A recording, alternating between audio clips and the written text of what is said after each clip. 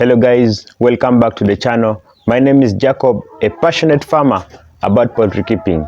On this channel, we talk about poultry farming in general. We talk about the layers, we talk about the broilers, the local chicken, the improved birds, where in Nigeria they call them the noilers, in Uganda they are called the croilers. We talk about the geese, the ducks, any kind of poultry, you will find it on this channel. So if this is your first time on the channel, I kindly beg you to subscribe to the channel, like the video, and don't forget to hit the notification bell. That way you'll never miss out in case I upload any new video. Thanks for doing that. Well, in today's video, we will be discussing on the things that you need to prepare for before bringing in your day-old chicks into your farm. So guys, you stick around.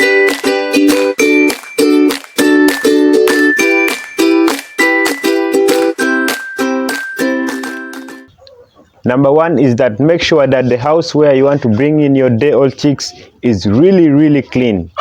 Yeah, really clean. Ensure that you remove the previous litter that the previous flock have been using and bring in new litter into the house.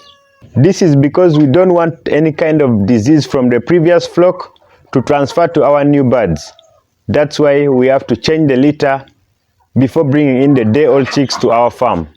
And on top of that, make sure that you bring the litter 1 month before bringing in your birds. During this 1 month, you can disinfect the litter with disinfectant. That way, it will kill any kind of disease inside that litter. So that by the time you will be bringing in your day-old chicks, they will be safe from any kind of disease that will be coming out from the litter. Number two is the brooding materials. In fact, brooding materials, these are things that are used in brooding the chicks. These include the heat source, the brooding pepper, things like the feeders, the drinkers. These are one of them. Starting with the brooder pepper, other people use cardboards or even newspapers. These brooder pepper are put all over the litter in the section where the brooding is going to be done. It normally takes a maximum of 1 week for you to remove the brooder pepper after putting it immediately after the chicks arrive at your farm. The brooding pepper is actually put because at this stage the chicks cannot differentiate between the sawdust and then the feeds. They can easily eat the litter or the sawdust thinking that it may be their feeds. The second reason of putting brooder pepper is to prevent these birds from inhaling the dust from the litter. As we all know, these birds are still weak and cannot withstand any kind of disease. They are respiratory diseases which are caused by dust. So we are trying to minimize these kinds of diseases to our new birds. The next brooding material, which is very important, is the light. These birds need light 24/7 every day. So guys, make sure that there is enough light every day inside your brooder house. 3 is the heat source. Yeah, the heat source of your birds.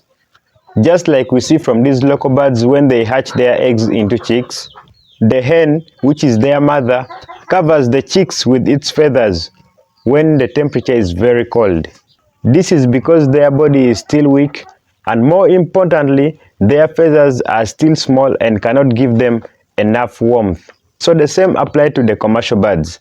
They don't have their mothers. So you are the one that is going to act as their mother. You are the one that is going to provide enough warmth for them. That way they can grow very well, which means there should be enough heat in your room 24 hours every day. Remember, the heat should be not too hot and not even too cold. In fact, there are 2 ways where you can determine whether the temperature is too cold or too hot. One is by getting a thermometer and then using it to record the temperature of your room. And then second is by noticing how your birds behave. If the birds are compiled in one area or if they are compiled together, that means that the temperature inside your room is very cold. You must add another source of heat. But if the birds are evenly distributed, that means that the temperature is right and is favorable for them. There are very many sources of heat.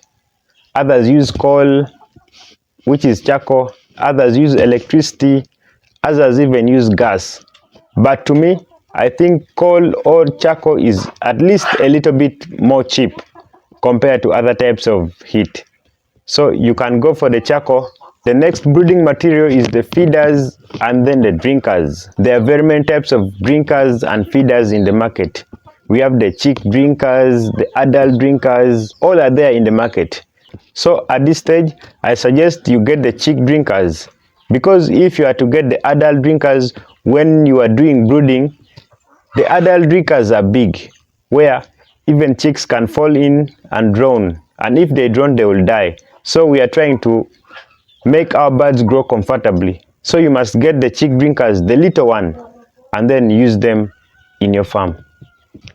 And on top of that, make sure that you get enough drinkers and feeders inside your brooder house. The standard number of birds per drinker is 1 to 40, which means that 40 birds can use one drinker.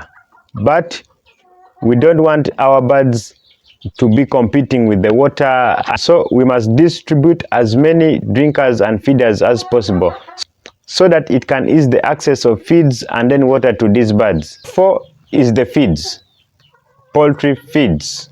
There are some farmers who mix their poultry feeds in order to reduce the cost of production, which is also good.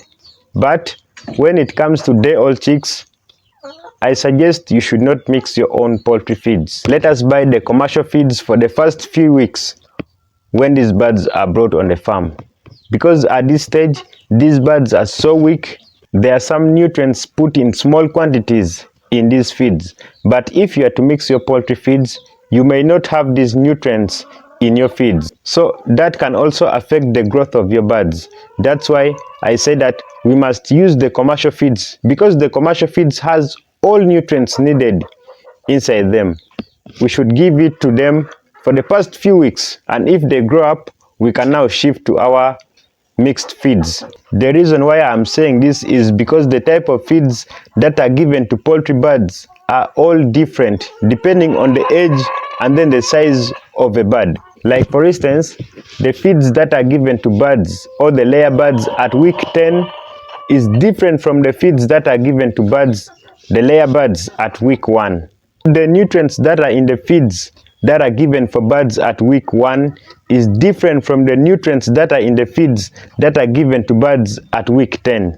So you never know. You may have a formulation of feeds for week 10, but you will be giving it for your birds at week 1. The last one, which is very useful, very useful, is the chicks. Yeah, the chicks themselves. This is where most poultry farmers cry. They really find poultry farming being something very difficult, very tiresome, because of the chicks that they bring into their farms. This point is also connected to the above one, which is the poultry feeds. Once you bring in poor quality birds to your farm, even if you give them good quality feeds, your birds won't make it at the required time which they were supposed to make it. This is one thing that I've been saying in most of my videos, that guys, before bringing in day-old birds into your farm, first try as much as possible to look for a supplier whose birds are of good quality. Good quality. With this, we are not after the amount of money that you will be purchasing your birds at. We are not after the price, but we are after the quality of the birds.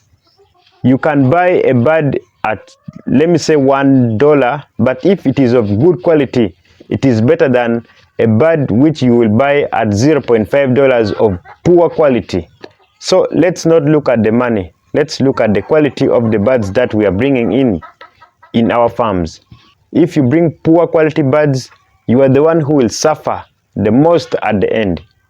I've made a video where I have talked much on this. I'll leave a link right here so that you can go and watch the video. That will help you so much in running your poultry farm. Otherwise, thanks for watching, and if you have not yet subscribed to the channel, do me a favor, subscribe to the channel. Don't forget to like the video and hit the notification bell. That way you'll never miss out in case I upload any new video. See you in my next video. Bye bye.